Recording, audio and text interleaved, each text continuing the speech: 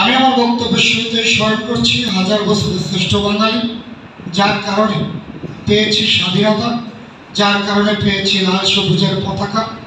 হাজার বছরের শ্রেষ্ঠ বাঙালি জাতির জনক বঙ্গবন্ধু শেখ মুজিবুর রহমানকে স্মরণ করছি 1975 সালে ঘাতকের নির্মম বুলেটের আঘাতে বঙ্গবন্ধুর 17 সদস্য পরিবারে নিহত হয়েছিলেন। সেই সকল শহীদদের গভীর শ্রদ্ধা ভরে স্মরণ করছি 1971 সালে রণাঙ্গ মুক্তিযুদ্ধ চলাকালীন সময় যে 2 লক্ষ শহীদের জীবনের বিনিময়ে আজকে স্বাধীনতা পেয়েছি, সে সকল শহীদদের স্মরণ করছি জাতীয় চার নেতাকে, স্মরণ করছি ভাষার সকল শহীদদের।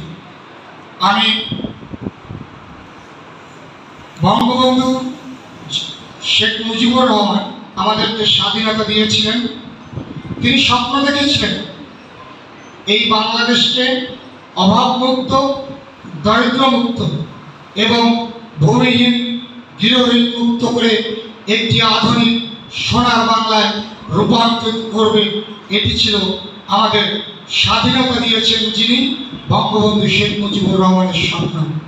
কিন্তু এই বাংলাদেশ যারা চায়নি, স্বাধীনতা যারা চায়নি, সেই সকল ঘাতকেরা সেই বঙ্গবন্ধুর সোনার বাংলার স্বপ্নকে 1975 সালে থামিয়ে দিয়েছিলেন।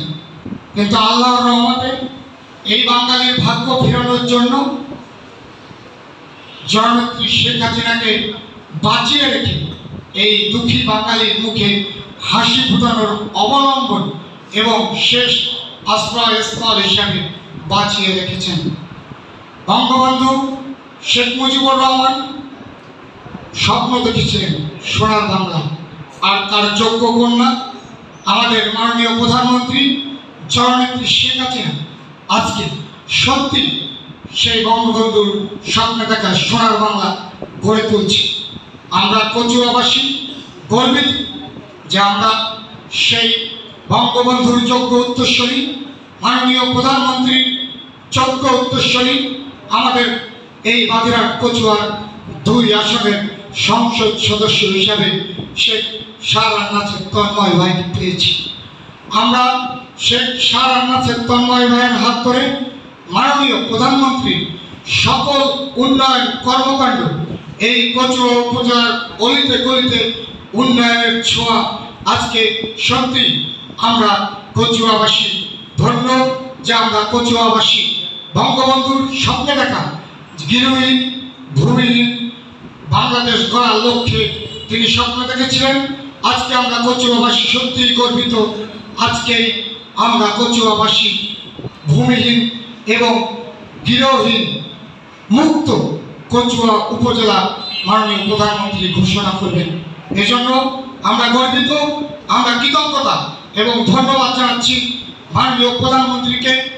কচুয়াকে গৃহহীন এবং ভূমিহীন মুক্ত করে সকল অসহায় দুস্থ মানুষকে ভূমি এবং গৃহ উপহার দিয়ে যে কচুয়াকে আজকে ভূমিহীন মুক্ত গৃহহীন মুক্ত করেছেন, এজন্য কচুয়াবাসীর পক্ষ থেকে মাননীয় প্রধানমন্ত্রীকে ধন্যবাদ এবং অসংখ্য কৃতজ্ঞতা প্রকাশ করছি। পাশাপাশি দক্ষিণ বাংলার উন্নয়নের উপকার জননেতা জনাব শেখ আলাউদ্দিন মহোদয়ের প্রতি এই কচুয়াবাসীর পক্ষ থেকে কৃতজ্ঞতা এবং ধন্যবাদ জ্ঞাপন করছি মাননীয় সংসদ সদস্য শেখ শাহরানাথের তন্ময় ভাইয়ের প্রতি। আবারও